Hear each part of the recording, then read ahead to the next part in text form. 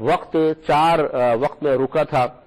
ایک جب سرکار سفر معراج پہ تشریف لے گئے، دوسرا جب حضرت علی رضی اللہ تعالی عنہ کے زانوں پر نبی کریم صلی اللہ علیہ وسلم نے سر رکھا ہوا تھا، عصر کی نماز کا وقت نکل رہا تھا، بالکل آخری ٹائم تھا، تو پھر سرکار نے سورج کو واپس پلٹایا، گویا کہ وقت ٹھہرا۔ اور تیسرا جب بی بی فاطمہ رضی اللہ تعالی عنہا کے سر سے ایک دفعہ دوپٹہ سرک گیا، 2 بال ظاہر ہوئے تو وقت رک گیا۔ اور حضرت بلال رضی اللہ تعالی عنہ نے ایک دفعہ اذان نہیں دی تھی تو وقت رک گیا۔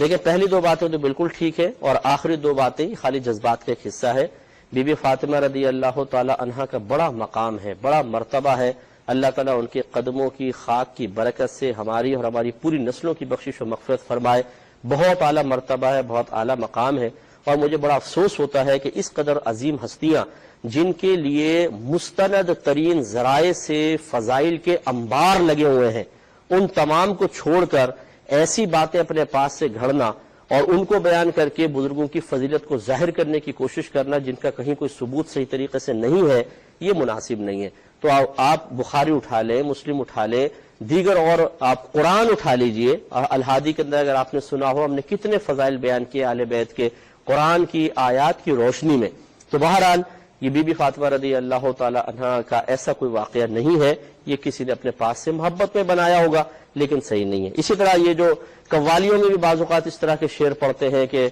بلال نے اذان نہیں دی تو سحری نہ ہوئی، تو یہ بھی کوئی واقعہ نہیں ہے، کہیں بھی یہ واقعہ موجود نہیں ہے۔ من گھڑت واقعہ ہے کہ حضرت بلال رضی اللہ تعالیٰ عنہ نے اذان نہیں دی تو جی سحری نہیں، فجر ہی نہیں ہوئی۔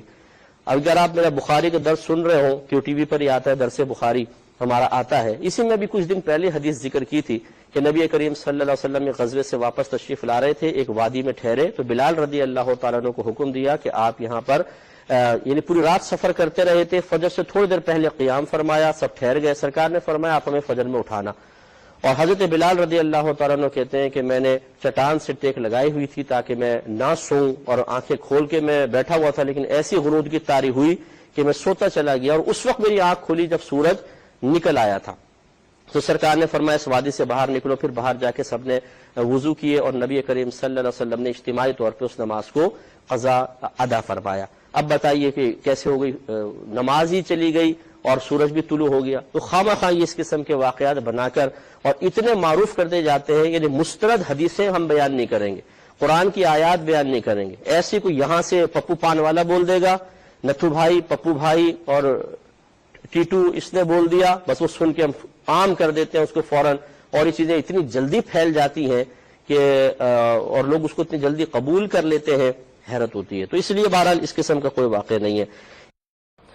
یہ کہتے ہیں